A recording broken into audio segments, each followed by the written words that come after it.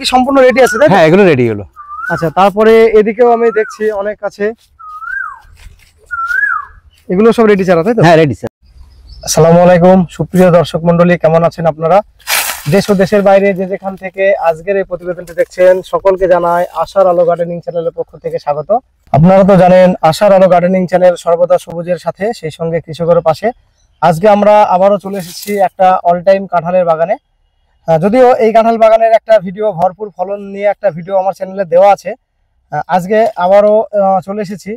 এখন তো যদিও আমাদের সিজনাল কাঁঠালটা চলে এসেছে মার্কেটে, তাহলেও এখানে দেখুন একদম ছোট্ট, এখানে কিন্তু দেখুন ছোট্ট মুচি এসেছে, সেই সঙ্গে এটা একটু বড় সাইজ, তার থেকে একটু এটা বড়। এখানে মোটামুটি এই গাছটাতে 5-6 রকমের সাইজ আছে। আর সব থেকে বড় হচ্ছে এই যে দেখুন।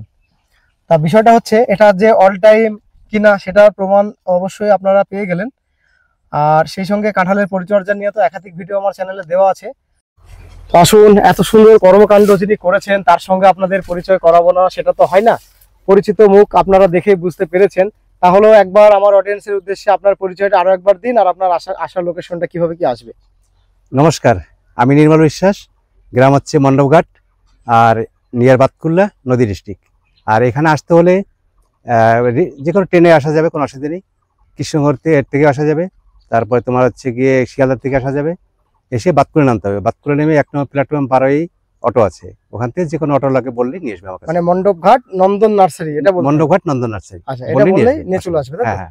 আচ্ছা, আমার নির্মলদা কাঁঠাল বাগান বললেই নিয়ে আসবে, অসুবিধা নেই। আচ্ছা আচ্ছা, সবাই চেনে মোটামুটি। আর এই গাছটার বয়স কত আছে? আজকে কিন্তু আপনাদের একটা কথা বলে দিচ্ছি, আজকে কিন্তু কোনো বড় গাছ দেখাচ্ছি না, যেহেতু আমাদের দেশি কাঁঠালের সিজন, তাই তো নির্মলদা? হ্যাঁ, এখন সেই হিসাবে গাছে কিন্তু ফল নেই। না, এখন গাছে গাছে তো এখন রাখলে তো হবে না, এখন হয়তো 2-1টা হয়তো আপনি রেখেছেন। পাকি খাওয়া যাবে না, আরে তো ধরেন হ্যাঁ, কাঁচাতে এগুলো কাটতে হবে, এখনই 2-1 দিন তো কেটে দিতে হবে এগুলো। এবার সেই হিসাবে আজকে বিস্তারিত বাগান নিয়ে কিন্তু একটা বড় ভিডিও আমার চ্যানেলে দেওয়া আছে, সেই ভিডিওর লিংক আমি এই ভিডিওতে দিয়ে দেবো, সেক্ষেত্রে আপনারা অবশ্যই ভিডিওটি দেখে নেবেন। তো এই গাছটার বয়সটা একটু যদি আমাদের সঙ্গে বলেন। এটা 2.5 বছর বয়স। 2.5 বছর, তাই তো? 2.5 বছর প্রচুর ছিল, প্রচুর ধরন ছিল, আমি কেটে কেটে শেষ করেছি। সব কাটা এগুলো সব ফল কাটা, সব কাটা এগুলো প্রচুর ফল ছিল। এখনো তো মানে এখনো কয়েকটা আছে, এখনো ফল আছে মোটামুটি, বেশ কিছু আছে।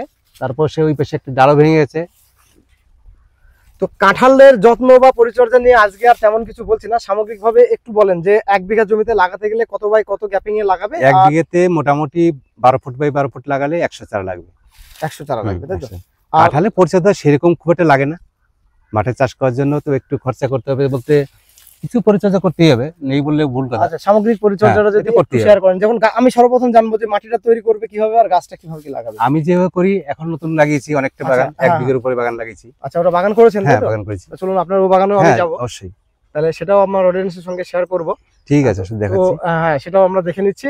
আর আমি শুধু মাটিতে একটু গর্ত করে হালকা গোবর সার মিক্স করে মাটির সাথে চুন দিয়ে, আর হচ্ছে কি তোমার একটু ফডাক্স দিয়ে। আচ্ছা, অনেকে বলছে যে বাগান জাতীয় ফসল, সেই ক্ষেত্রে গোবর সারটা ইউজ করতে বারণ করছে, সেক্ষেত্রে আপনি কি বলবেন?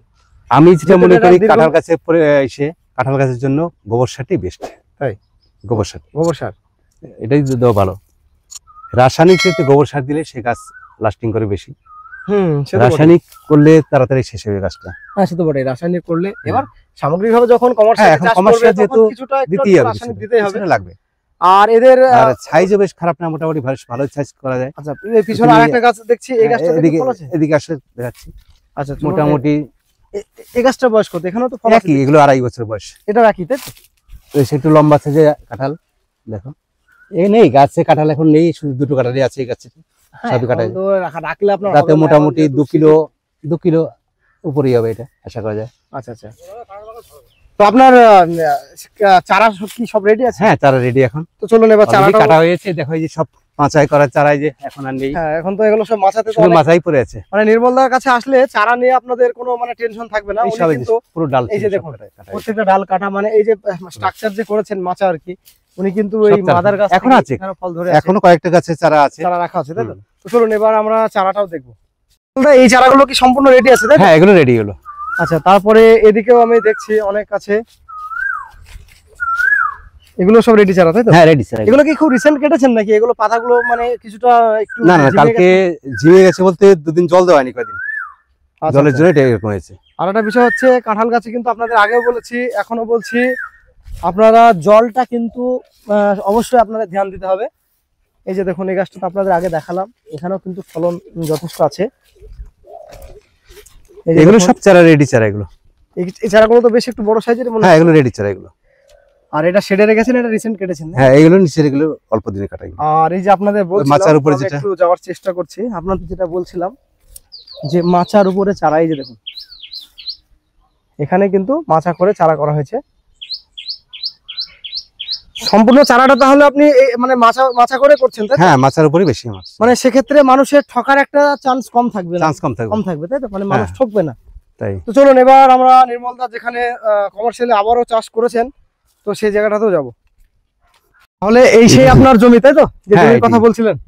এখানে নতুন বাগান করলাম। মানে এখানে নতুন বাগান বলতে আপনি মাদার গাছের জন্য প্ল্যান করছেন, তাই তো? হ্যাঁ মাদার গাছের জন্য, সবই মাদার গাছে।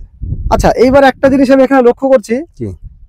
অনেকে তো সাজেস্ট করে যে গাছটা এই যে উঁচু বাঁধ করা থাকবে, বাঁধ বরাবর লাগাতে। আপনি তো এই বাঁধের সাইড দিয়ে লাগিয়ে দিয়েছেন দেখছেন, কোনো অসুবিধা নেই। কোনো সমস্যা নেই, তাই না তো? না না, কোনো সমস্যা নেই। আর আপনার এই জমির জল নিকাশি ব্যবস্থা, জলের কি কোনো মানে জল জমে বর্ষার সময় বা কিছু? না না, না? বসা চলবে। তাই? ও বেরিয়ে যাওয়ার রাস্তা আছে। আচ্ছা, তা সামগ্রিক ভাবে চারার সাইজ আপনারা দেখুন 1 ফুট 1.5 ফুট এরকম আছে। এটাই ঠিক সাইজ। মানে এই সাইজটাই ঠিক, মানে অনেকে খোঁজে বড় সাইজ, বড় হলেই ভালো হবে। মানে বেশি এটা বড় ভুল লাগানো ধারণা। উচিত নয়, তাই তো? তাহলে ছোট size এটা ভালো। আপনি যেহেতু মাদার করবেন, সেই গল্পটা আমি ছেড়ে দিলাম। যারা কমার্শিয়ালি বাগান করবে ভাবছে, এই লাইনে এই সাইজটাই একটা লাগবে। একটা গাছ থেকে আরেকটা গাছের দূরত্ব আপনি এদিকেও 12 ফুট রাখতে বলছেন, 12 ফুট বাই 12 ফুট। প্লাস এদিকেও 12 বলছেন, তাই তো? 12 বাই 12 ঠিক আছে। 12 বাই 12 ঠিক আছে। আচ্ছা, এই যে গাছটা আপনি লাগিয়েছেন, সর্বপ্রথম এবার আমার সঙ্গে একটু শেয়ার করুন যে এই গাছটা যখন আপনি লাগিয়েছিলেন তখন মাটিটা কিভাবে কি তৈরি করেছেন আপনি ব্যক্তিগত? প্রথমে গর্ত করে গেলাম, ঠিক আছে? প্রথমে আপনি শুধু গর্ত করে গেলাম। আচ্ছা। জমিতে একটু সুতো দিয়ে মেপে, আচ্ছা সুতো দিয়ে মেপে গর্ত করে গেলাম।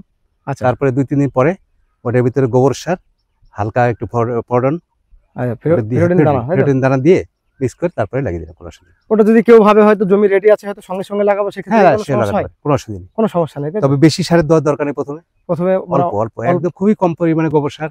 এই দিলে এই লাগানো যে গাছগুলো আপনি লাগিয়েছেন, এক্ষেত্রে রাসায়নিক সার আপনি দেওয়ার কোনো দরকার নেই। কতটুকু বলবেন এই গোবর সারটা দিতে? মোটামুটি এটাতে 500 গ্রাম। 500 গ্রাম। আবার ভার্মি কম্পোস্ট দিলেও সেক্ষেত্রে হ্যাঁ, 500 ওটাই। গ্রাম, তাই তো? বারবিকস দিলে 250-300 গ্রাম। 250-300। আচ্ছা, তাহলে আপনার এই গাছটা লাগানো হলো, এইবার এই গাছটাকে তো বাঁচাতে হবে। হ্যাঁ, মানে যেহেতু এটা কিন্তু একটু টান পেলেই কিন্তু আবার অনেক ক্ষেত্রে কিন্তু পাতা এখন ঝরে যায়। এই দিনে একটু জল দিয়ে রাখতে হবে মাঝে আচ্ছা, মাঝে। ওটা বিকেল টাইমে একটু জল দিতে হবে, জল বালতি দেবে করে। মোটামুটি 15 দিন, যদি এক ঢালা জল দেওয়া যায় আচ্ছা তবে মোটামুটি 15 দিন পরে দিলেই হবে। আচ্ছা, মানে টানে যদি জল দেয় হুম। সেক্ষেত্রে 15 দিন মানে রসটা ধরে থাকবে, তাই তো? হ্যাঁ ধরতে হবে সেদিন। আচ্ছা, তাহলে এখানে লাগানোর বিষয়টা বললেন। তারপরে এই যে গ্রাফটিং যে টেপ গুলো আছে, এই যে গ্রাফটিং টেপ গুলো কতদিন এটা পরে? 3 মাস পরে খোলা যাবে। এটা 3 মাস পরে ওটা তখন জয়েন্ট কমপ্লিট হয়ে যাবে, তখন এটা খোলা যাবে, তাই তো? অনেক সময় নিচের থেকে মানে এই এলাকাটা বেরিয়ে এসে এটা হ্যাঁ, ভেঙে দিতে হবে। এই নিচ থেকে যে মানে এলাকা এটা বেরোলে ভেঙে ওটা ওটা ওটা ভেঙে দিতে হবে, তাই তো? এটা খেয়াল রাখতে হবে। আচ্ছা, তাহলে আপনি ফার্স্টে যে লাগানো হয়ে গেল, এরপর থেকে মোটামুটি 6 মাসের পরিচর্যাটা বলুন। এই গাছটা যখন আপনার 6 মাস পর্যন্ত বয়স হবে, সেই পর্যন্ত কতটা কি সারের প্রয়োজন হবে বা কি প্রয়োজন হবে, সেটা আপনি জৈব সার দিতে বলছেন। বর্তমানে এখন কোনো সারের দরকার নেই, কোনো সার যেটা দরকার নেই। দেওয়া আছে এটাই যথেষ্ট। ব্যাস কতদিন মোটামুটি? বর্ষা পেরিয়ে যাক, আচ্ছা, তারপরে দরকার আবার পরে, কিন্তু আচ্ছা। এখন কোনো দরকার নেই। আর যা আছে খাবার দেওয়া এতেই চলবে। আর এখন কি কোনো রকমের স্প্রে বা কিছু লাগবে? হ্যাঁ, স্প্রেটা করার দরকার যদি কোনো সময়, অনেক সময় বেশি সাদা মাকড় লাগে, আচ্ছা এই সাদা মাছি, আচ্ছা, আবার সেক্ষেত্রে অনেক সময় মাকড়টা লাগে। ওই সেক্ষেত্রে কি কি দেবে স্প্রেটা? মাকড়ের জন্য একটা ওষুধ পাওয়া যায়, ওটা যে কোনো দোকানে গেলেই পাওয়া যাবে মাকড়ের জন্য। তাছাড়া আর এমন কোনো যত্ন এই না মুহূর্তে নেই, সেরকম তাই তো? পরিচর্যার দরকার নেই, কাঁঠাল গাছ তো। আচ্ছা, তো আপনাদের সঙ্গেও জমিটাও শেয়ার করলাম। এই যে দেখুন এখানে অনেকটাই লাগিয়েছেন উনি, যদিও উনি নতুন বাগান করছেন। এটা 1 বিঘা। 1 বিঘা। আচ্ছা, সুপ্রিয় দর্শক মণ্ডলী, আজকের ভিডিওতে আপনাদের কাঁঠালের চারা থেকে শুরু করে কিভাবে লাগাবেন, জমি থেকে শুরু করে সমস্ত বিষয়টা আপনাদের সঙ্গে শেয়ার করলাম। কিভাবে কি মাটি তৈরি করবেন, কিভাবে লাগাবেন, সেই সঙ্গে কত দূরত্বে লাগাবেন। কাঁঠালের ফলন যদিও আপনারা বুঝতে পারছেন এখন হচ্ছে সিজনাল কাঁঠাল চলে এসেছে আমাদের, সেই ক্ষেত্রে কিন্তু এখন এই যে বিদেশি কাঁঠাল আপনারা দেখছেন, বিশেষ করে থাই ভ্যারাইটির, তো এই কাঁঠাল কিন্তু আপনারা এখন কেউ রাখবে না। কেন? এখন রাখলে তো সে বাজারে যথেষ্ট দাম পাবে না।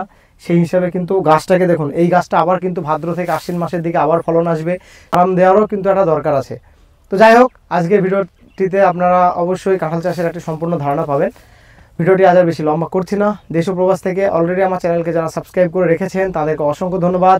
আশার আলো গার্ডেনিং চ্যানেলের সঙ্গে জুড়ে থাকার জন্য নতুনদের উদ্দেশ্যে একটি বার্তা, আপনারা আমার চ্যানেলকে সাবস্ক্রাইব করে অল নোটিফিকেশন বেলটি অন করে রাখবেন, যাতে করে আমি কোনো ভিডিও দিলে খুব সহজে আপনারা নোটিফিকেশন পেয়ে যান।